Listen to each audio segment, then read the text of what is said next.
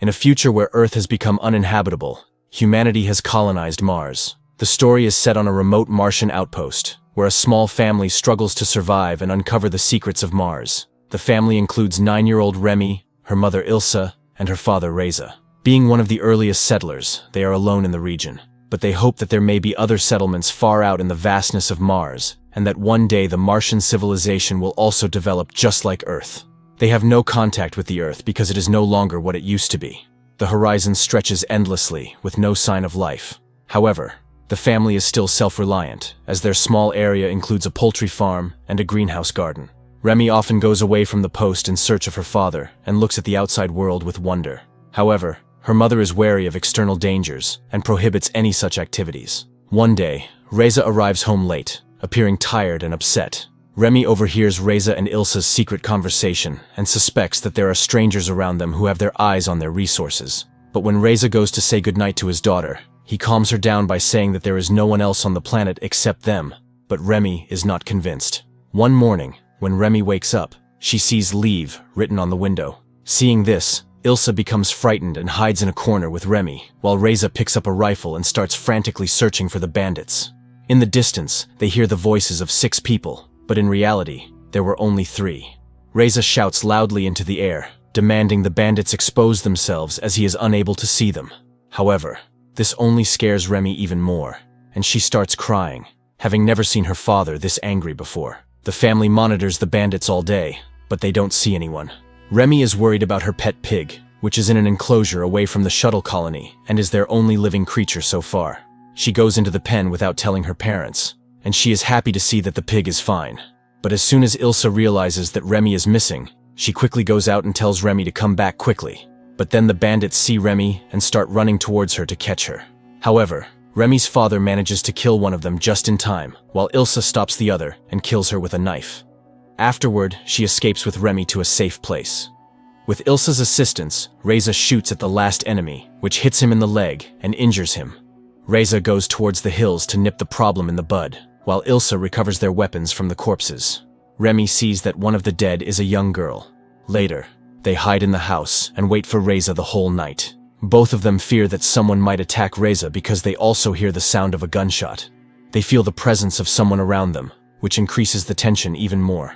The night passes, but Reza still hasn't returned, which causes Ilsa to become very worried. Scared, she checks her house. Suddenly, both of them saw an injured man standing in front of them. The man seen in their house was Jerry. This was the same man whom Reza had shot in the leg yesterday. His presence here indicates that Reza is no longer alive.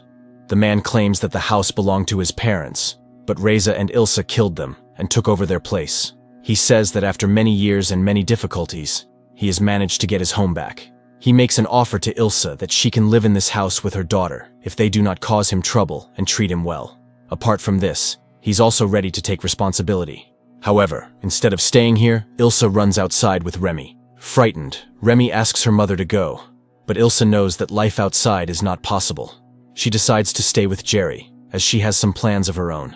After some time, when Jerry becomes careless, Ilsa takes advantage of the opportunity to enter the kitchen and succeeds in stabbing him in the leg. But soon Jerry overpowers her and pulls a rifle to her head. He demands 30 days to prove himself to Ilsa and Remy, as he has big plans for the station. If Ilsa can restrain her desire for revenge for 30 days, he will give her the gun himself. Ilsa has no other choice. For now, she just wants to bury her husband with honors, to which Jerry agrees, and bury Reza as well as his people. After burying Reza, she begins living with a mysterious man whose true motives are unclear. Remy tells Ilsa to leave this place, but she again refuses because the external threats to them are bigger than Jerry. Remy keeps an eye on that man, who has a vast array of weapons.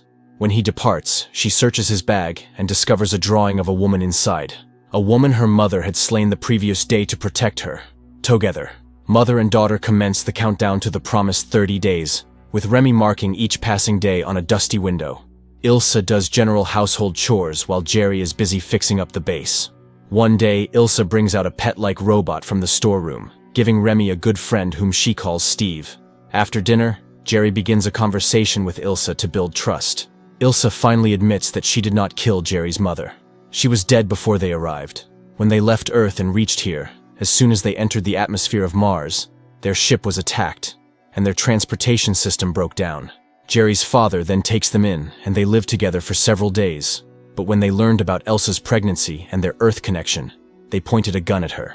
In self-defense, she slit his throat and started living in the same house. As the days pass, the tension between them starts reducing. Gradually, a physical attraction develops between Ilsa and Jerry, which Remy notices. Their relationship deeply impacts Remy, as her mother has entered into a relationship with a man who is her father's murderer.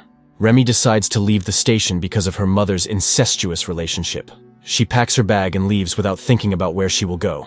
She crosses rocky terrain but soon sees her reflection in the air. It turned out that their entire colony was covered in a giant glass sphere, which meant that no life could exist outside. After knowing this, she starts crying bitterly. Suddenly, she sees a huge and mysterious door and goes near it. She opens the door, and as she enters the dark corridor, the door closes. Scared, Remy moves forward with the help of a torchball and sees a light at the end of the tunnel. However, soon Remy becomes unconscious due to the pressure and lack of oxygen. Luckily, the next morning, Remy wakes up in her own bed. It turns out that Jerry had gone and saved him. Jerry tells him that there is nothing beyond that door but rocks and dust. The artificial environment created by them is leaking into space, and the sooner she accepts this, the better it will be for her. The next day, Jerry discovers a guitar and invites Ilsa to play a song. Ilsa chooses to sing the same song she used to sing with her family, indicating her acceptance of Jerry as a part of her family. Seeing this, Remy is heartbroken, and she runs away and hides in the storeroom. When Ilsa goes to console her, she refuses to come out and tells her that she hates her.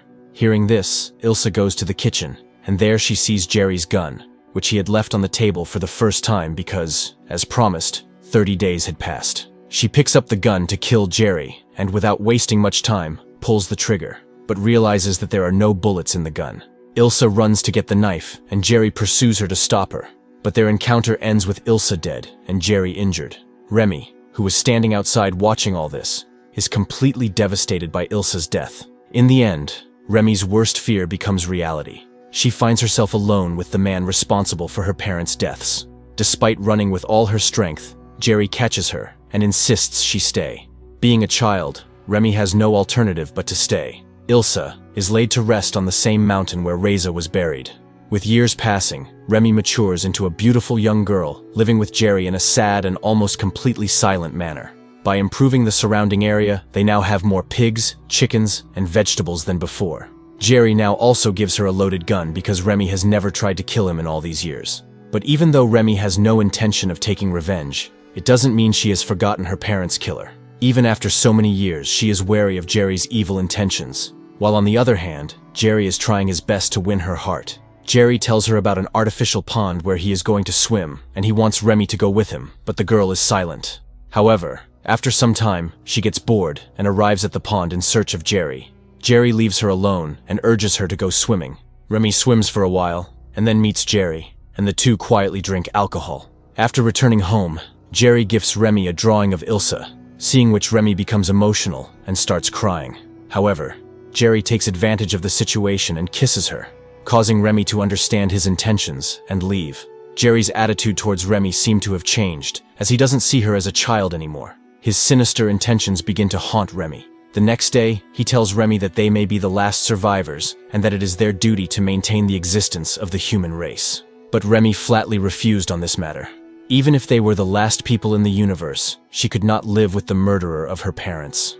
To avoid confrontation, she moves out with Steve, and after much contemplation, she resolves to leave this place permanently. Unfortunately, Jerry discovers her plans upon finding one of the masks in Remy's room. He seizes the mask, and Remy attempts to retrieve it as she now intends to flee. A struggle ensues between Remy and Jerry for the mask, but accidentally, Remy's head hits the valve, and she becomes unconscious. When she regains consciousness, she is horrified, as her hands are tied to the bed, and Jerry's evil intentions are at their peak. He tells her that there is still hope for humanity, but this has the opposite effect on Remy. She panics and begins screaming in terror. Before Jerry can proceed with this disgusting act, the robot comes to help after hearing Remy's screams and attacks Jerry's neck with its power drilling attachment. Jerry retaliates by shooting Steve and destroying it. Remy manages to free herself and grabs her rifle, wasting no time shooting Jerry in the head, killing him. She buries Jerry's body in the mountains. After a while, she realizes how alone she is here. Even Steve is devastated. To overcome her loneliness, she sleeps near her parents' graves, watches animals, and spends the day alone. She wants to explore unknown worlds in the hope that there will be other settlements in the vastness of this red planet. But first, she activates her robot friend to take care of the poultry farm. Remy prepares to leave and says a final goodbye to Steve. She goes to the mountain for the last time to bid farewell to all the dead. In her house, she sees Steve tending the pigs for the last time. Then she passes through the same cave, or rather, the tunnel through which she once passed in her childhood. However, now she is completely ready. There's nothing but wasteland as far as she can see, but Remy sets out to find answers to whether she's alone in the vastness of the red planet. If she survives the obstacles, her journey in search of humanity will continue forever.